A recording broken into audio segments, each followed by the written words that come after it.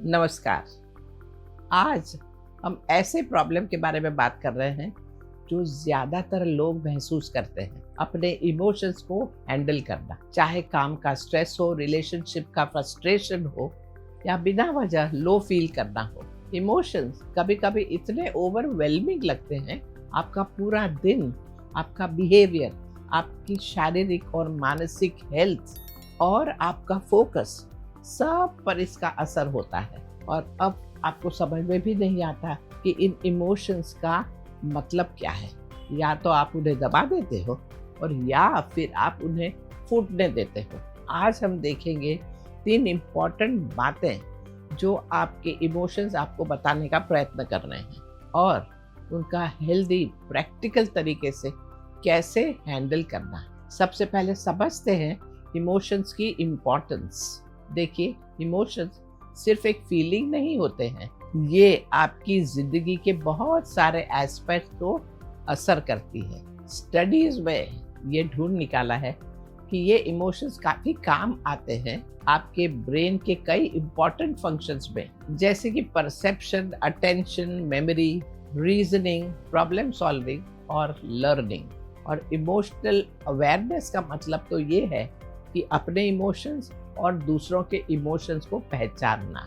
चलिए अब शुरू करते हैं 3 बड़ी बातें जो आपके इमोशंस आपको बताने की कोशिश करते हैं। पहला, आपके इमोशंस ये कह रहे हैं कि कोई चीज़ आपका ध्यान मांग रही है। जब आप सैडनेस, इरिटेशन या एंजाइटी फील करते हो, अक्सर इसका मतलब होता है कि आपके अंदर कुछ ऐसा है जो कि केयर मांग रहा है। शायद आप थक गए हो, शायद आप डिस्कनेक्टेड फील कर रहे हो और आपका शरीर इस बात को आपके माइंड से पहले समझ चुका है। अधिकतर इंटेंसिव इमोशन जैसे गुस्सा, सैडनेस या एंजाइटी, ये सब प्रोटेक्टिव रिस्पॉन्स होते हैं। ब्रेन आपको सेफ रखने के लिए प्रोग्राम्ड है। जब कुछ अनफेमिलियर, थ्रेटनिंग या इमोशनली पेनफुल लगता है तो इमोशंस एक इंटरनल अलार्म सिस्टम बन जाते हैं। एग्जाम्पल, आप अपने पार्टनर पर बिना वजह चिढ़ जाते हो और वो भी एक लंबे वर्किंग डे के बाद। ये सिर्फ मूडीनेस नहीं है,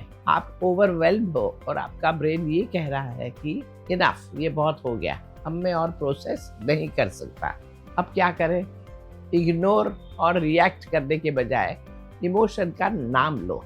रिसर्च में ये दिखाया है कि जब आप कोई इमोशन को लेबल करते हो तो ब्रेन में उसकी इंटेंसिटी कम हो जाती है। अगर गुस्सा आ रहा है तो अपने आप से कहो कि मैं गुस्सा महसूस कर रहा हूँ। अगर उदासी है तो बोलो कि मैं उदास हूँ। लेबल करना आपको माइंडफुल बनाता है और आपके अंदर के इमोशन के बारे में अवेयर हो जाता है। अब जब आप रीज़न समझने लगते हो कि आप क्यों ऐसा बिहेव कर रहे हो, तो फिर आप रिएक्ट नहीं बल्कि रिस्पॉन्ड करते हैं। और यही हैबिट है जो आपको इमोशनली मैच्योर बनाती है। दूसरा, आपके इमोशन आपको ये कह रहे होते हैं कि अपनी बाउंड्री सेट करो। बहुत सारे अनकंफर्टेबल इमोशंस जैसे इरिटेशन, गिल्ट या क्वाइट फ्रस्ट्रेशन, ये सब वार्निंग साइंस होते हैं और ये कह रहे हैं कि आपने अपनी लिमिट क्रॉस कर ली है। हो सकता है कि आपने काम के वक्त हाँ कहा जो कि आपको नहीं कहना चाहिए था, या आप चुप रहे ऐसी बात पर जो आपको काफी समय से परेशान कर रही थी। ये छोटी छोटी सिचुएशंस टाइम के साथ ऐड होती जाती है और यहाँ आपके इमोशंस ये कह रहे होते हैं कि ये तुम्हारे लिए सही नहीं है, कुछ और करो। तो एग्जाम्पल के तौर पर, आपका एक दोस्त है जो खुद के प्रॉब्लम्स को शेयर करने के लिए आपको रोज रात को फोन करता है और आप सुन लेते हो क्योंकि आप उसका दिल दुखाना नहीं चाहते, लेकिन अंदर से आप थक चुके हो। वो कॉल होने के पहले ही आप टेंशन में आ जाते हो।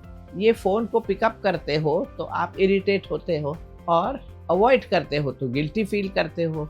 ये गिल्ट और रिजेंटमेंट का मिक्स्ड कि आपके इमोशंस का कहना है तुम्हारी नीड्स भी इम्पोर्टेंट है, तुम बाउंड्री सेट करने का हक करते हो। तो क्या करें? आप खुद से ही पूछो ना कि मुझे यहाँ क्या चाहिए। रेस्ट, अपना टाइम, या बिना गिल्ट महसूस करे नो कहने का स्पेस। बाउंड्री सेटिंग का प्रैक्टिस करो। कन्फ्रंटेशनल होने की ज़रूरत नहीं है। मैं तुम्हारे लिए हमेशा से हूँ, लेकिन लेट नाइट कॉल अब मेरे लिए मुश्किल हो रहे हैं। क्या हम दिन के वक्त बात कर सकते हैं?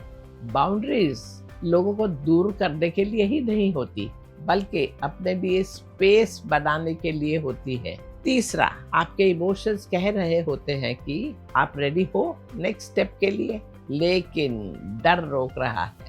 हर अनकंफर्टेबल इमोशन का मतलब ये नहीं होता कि कुछ गलत है। कभी कभी जेलसी, फ्रस्ट्रेशन या रेस्टलेसनेस का मतलब ये होता है कि आप अपने करंट सिचुएशन से बढ़ चुके हो। आपका माइंड शायद एक्सेप्ट नहीं कर रहा, लेकिन आपके इमोशंस सिग्नल दे रहे होते हैं। आपको जेलस फील होता है जब कोई अपना नया बिजनेस स्टार्ट कर रहा है, या अब्रॉड शिफ्ट हो रहा है, या अपना क्रिएटिव प्रोजेक्ट परस्यू कर रहा है। पहला थॉट तो ये आता है कि क्या मुझे उनके लिए खुश होना चाहिए, लेकिन ऐसी जेलसी बुरी नहीं है। ये एक इन्फॉर्मेशन है। आपके इमोशंस ये कह रहे हैं कि तुम्हें भी कोई चेंज की ज़रूरत है। अगर तुम कुछ नया चाहते हो तो उसके लिए आपने स्पेस नहीं बनाया है। क्या करें?